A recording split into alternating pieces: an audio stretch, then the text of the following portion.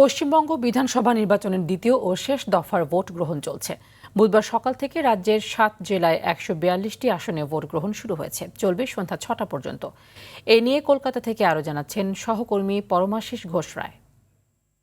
এপ্রিলের পর আজকে ২৯ এপ্রিল ২০২৬ পশ্চিমবঙ্গের দ্বিতীয় দফার নির্বাচন ইতিমধ্যে শুরু হয়ে গেছে সকাল ৭টা থেকে। আমরা দেখেছিলাম ২৩শে এপ্রিল প্রথম দফার ভোটে ভোট পড়েছিল প্রায় ৯৩%, ৯৩.৭%। সেই জায়গা থেকে দাঁড়িয়ে আজকে রাজ্যের ৭টি জেলা, নদিয়া, উত্তর ২৪ পরগনা, দক্ষিণ ২৪ পরগনা, কলকাতা, হাওড়া, হুগলি এবং পূর্ব বর্ধমানের ১৪২টি কেন্দ্রে কিন্তু নির্বাচন শুরু হয়েছে। সেই জায়গা থেকে প্রায় ১২০০ প্রার্থীর কিন্তু আজকে ভাগ্য নির্ধারণ হবে।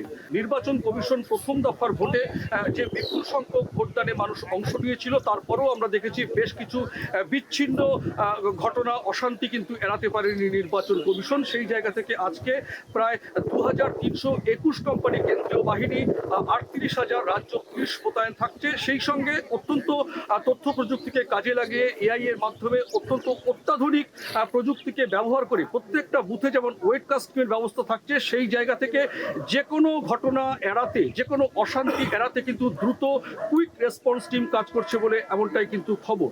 সেই জায়গা থেকে সকালবেলাতেই দক্ষিণ কলকাতার ভবানীপুর কেন্দ্র, আপনারা জানেন যেখানে মুখ্যমন্ত্রী মমতা বন্দ্যোপাধ্যায় প্রতিদ্বন্দ্বিতা করছেন, সেই জায়গায় কিন্তু ইতিমধ্যেই সকালে একটু বিক্ষিপ্ত কিছু ঘটনা ঘটেছে।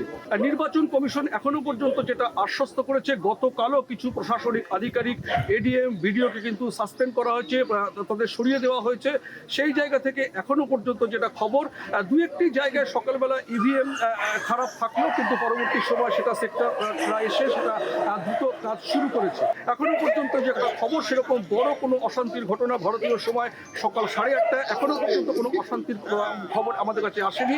এটাই ছিল আমার কাছে এই মুহূর্তের সর্বশেষ আপডেট।